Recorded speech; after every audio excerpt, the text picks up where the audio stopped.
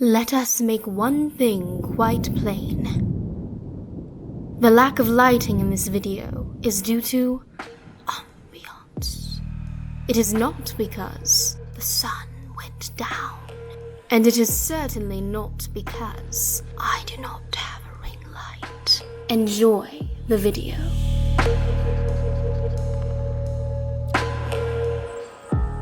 Gray November, I've been down since July. Except we're only doing folklore for today. Hey everybody, I'm Maya. If you're new, welcome. If you're returning, welcome back. I hope you're all doing pretty well.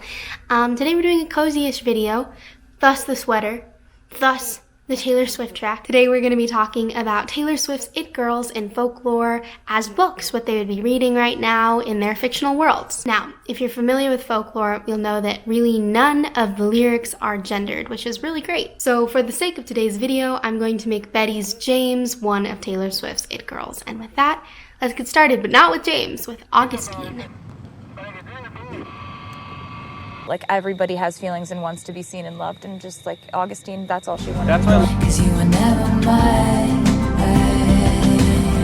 So Augustine is the name that Taylor Swift gave to the narrator of the song August, which she wrote with Jack Antonoff and I believe also Aaron Dessner. It's one of Jack Antonoff's favorite tracks that they produced together, which is pretty neat considering they've done a lot of that. Augustine, of course, forms the third angle of the love triangle between these teenagers that Taylor Swift has invented for the album, with the songs Cardigan, Betty, and August making up the trio. The song August, I think, is really deeply summery, and it revolves around memory a lot, and even just the idea of like getting away. They talk about salty shores and rust on doors and meeting behind parking lots and malls. You might also know that Taylor Swift is a big fan of The Great Gatsby, or at least uses a ton of imagery from Gatsby in her songs, including The One and This Is Why We Can't Have Nice Things. Roaring 20s, tossing pennies in the pool.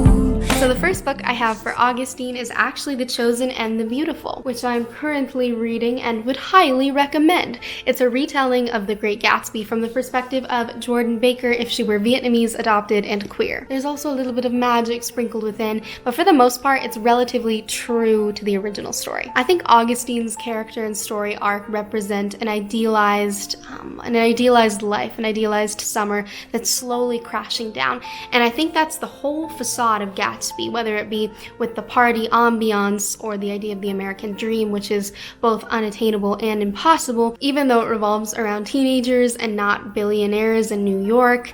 The imagery and motifs in August really reminded me of Gatsby, but with a spin, and that's exactly what this is. I would argue that another theme in August is loneliness and the feeling of being let down continually but holding on to hope nonetheless. And for that, I'm going to recommend The Seven Husbands of Evelyn Hugo by Taylor Jenkins Reid. You've probably seen this all over the interweb in the last year or three, I don't remember when it was published, 2017, 4 years. But it follows Evelyn Hugo, who is our protagonist, and she's kind of like a Marilyn Monroe-esque Hollywood glamour star. Throughout her time in the starlight and outside of the limelight, she had 7 separate marriages. But she was in love with only one person, which you come to find out later, and it's a person that she cannot have in the eye of the media because of the time period in which she resided. Though their circumstances are very different, this is also kind of true for Augustine and James. She wants James, can't have James. James goes back to Betty. Or so we're led to believe. Dun dun dun! Last but not least for Augustine, we have Lovely War by Julie Berry. And this is because, again, August is just a really romantic, floaty, idealized song that deals with some heavier themes when that love and joy and hope is let down over time. This is the kind of book I would imagine Augustine would love to read, just full of romance and suspense, but everything works out in the end, happily ever after, even though that's not her story. In the TCU, the Taylor Swift cinematic universe, I would imagine that Augustine is at the beach right now, on a towel, sipping a virgin pina colada, something like that, perhaps an unsweetened iced tea. And this is the play that she is reading, Fences by August Wilson. 1, August, see what I did there? But 2, part of the themes of Fences is the idea of marriage, breaking down, and relationships beyond love, and what that looks like, and sacrificing for other people. I got a life too.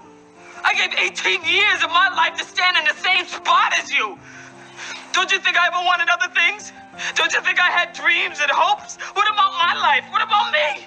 And that is, in her own way, what Augustine went through with James. She's learning to move on and develop her own identity outside of this summer that was really life-changing for her, but that will never really come to be, will never come to fruition. This is also just a fantastic play, so like, check it out ASAP, pronto. Allons-y. Next, we have James. When you are young, they assume you know nothing.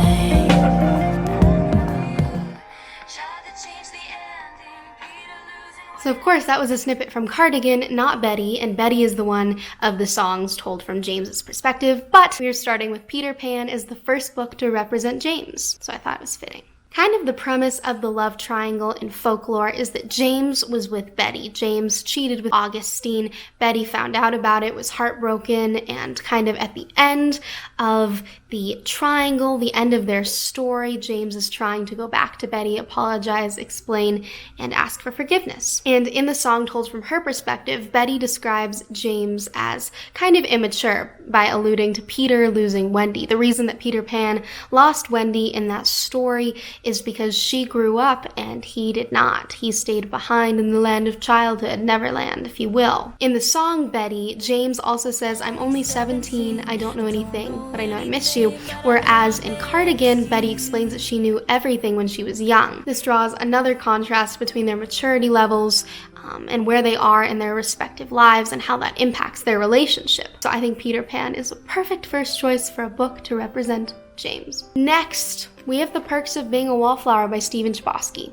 So this is actually my favorite book, and it might seem counterintuitive because I actually think Charlie, who is the narrator of this book, is incredibly mature. Granted, a lot of Charlie's maturity comes with the fact that he had to grow up too fast due to a lot of trauma in his life. However, in this book, Charlie really doesn't know what he wants for a long time, whether that be in friendships or relationships, romantic or otherwise. Whether that be Charlie dating Mary Elizabeth, even though he doesn't really like Mary Elizabeth, letting Patrick kiss him, even though he was really there just to be a friend, or not telling Sam that he liked her and never asking her out. Within Taylor Swift's genius lyricism, you can kind of tell that James is in a similar situation. The last book that I have for you today for James is The Little Paris Bookshop by Nina George. Some people love it, some people hate it, okay? I know, I really liked it for the most part. The Little Paris Bookshop follows our main character who owns a bookshop, fittingly, but it is a boat. And it's about his adventures kind of around Europe, selling books and meeting people along the way,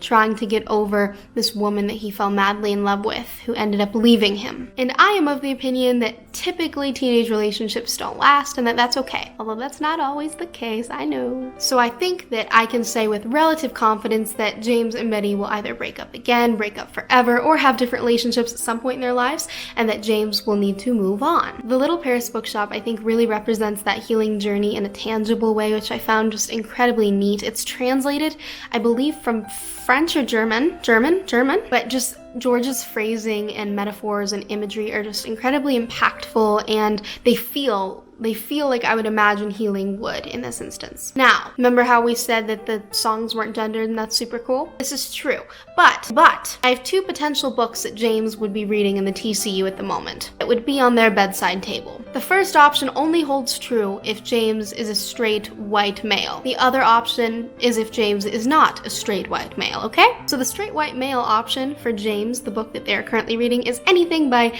Jordan Peterson. Haha! Because, you know, self-help and subtle conservative propaganda, darling. But if James is not a white straight male, then the book that I think that they would be reading at the moment is What a Time to Be Alone, which is effectively a piece of feminist literature about how you are enough as you are, figuring out who you are within the framework of feminism, acknowledging the need to take care of yourself and mental health in order to foster your relationships with other people. It's a self-help sort of book, sort of.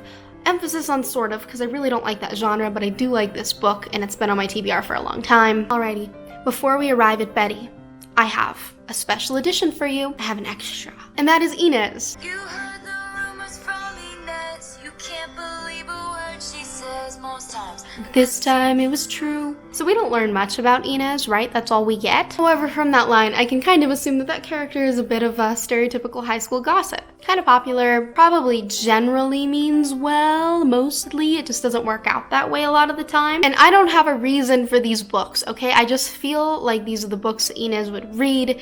This isn't to be mean to Inez. This isn't to be mean to the books. I think Inez would be the Infernal Devices series. I don't know why, but Cassandra Clare just screams high school gossip, but like not in a negative way, you know? With a plethora of exceptions. But the storyline of the Infernal Devices, which is like the prequel to the Mortal Instruments, just feels very middle schooly, very early high schooly, very much so drama-esque. You know what I mean? And I think the book that Inez would be reading right now, which I have not read yet, is Six of Crows, because I feel like Inez would keep up with the trends. Inez would be on Book Talk. Inez would be cooler than me. I thought about it, guys. I thought about Book Talk, and then I thought, probably not. I know that I would literally be on it 24/7. All right, with that interlude out of the way, it is time for Betty.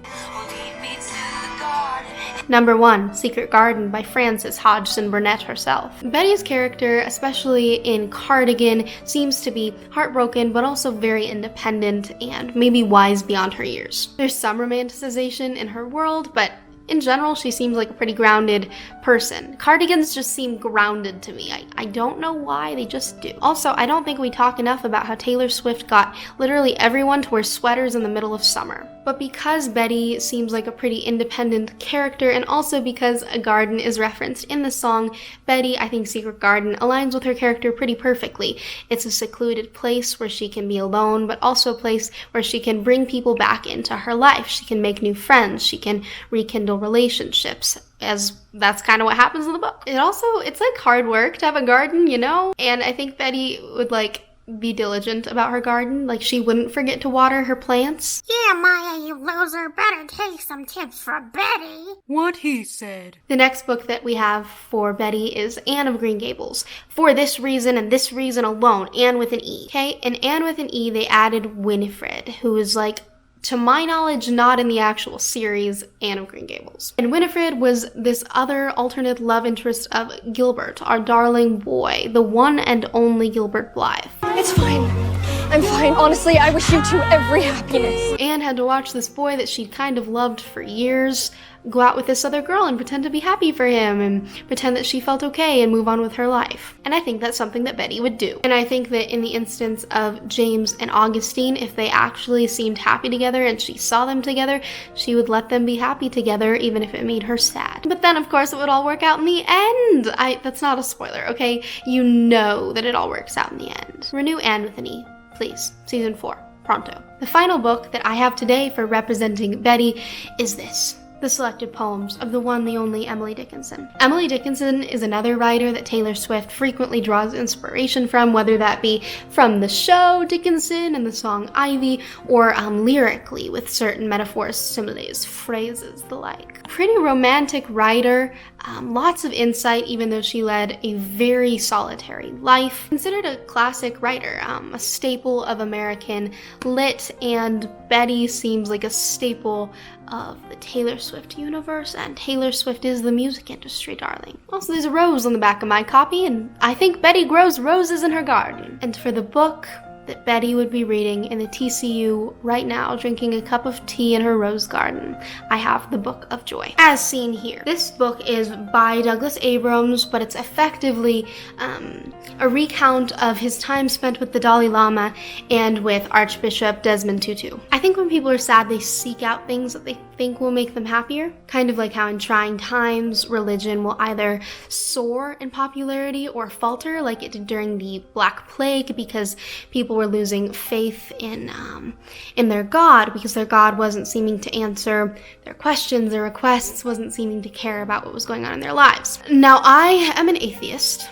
However, this book I enjoyed nonetheless. It doesn't feel wholly religious to me. It feels like, wholly religious. Instead, it feels like a meditation on life from two elderly men from totally different parts of the world, totally different belief systems, who are able to join together on certain morals and values, and who have lessons that they want to share with the world. It feels like a very impactful book, and it definitely feels like something that Betty would turn to after her tough experiences with James and just trying to, rekindle joy in her own life. And as for the song I think Betty would be listening to while she read that book, for a bit of juxtaposition. Alrighty everyone, that is all I have for today. If you enjoyed this video, let me know, and maybe I'll do part 2 with the Evermore It girls, including Dorothea, Ivy, who I think is an individual character, maybe even Marjorie, and a character I made up named Aurelia, because it means golden one, and I think gold is a huge motif in Evermore. I love Taylor Swift, and I don't think that we will have to wait till November 19th. I think that 1989 will come out first. Who am I though? I don't know. Clearly. But yeah, listening to Taylor Swift like 7 times a day gets me through my 2 a.m. shifts, and I hope that maybe you're finding joy in music too right now. I hope you're doing well, and I will see you again soon and next time. Also, oh my gosh, we have 16 watch hours till monetization, so thank you. You're amazing, and I love you, and for the millionth time, I think that I've said this, adieu.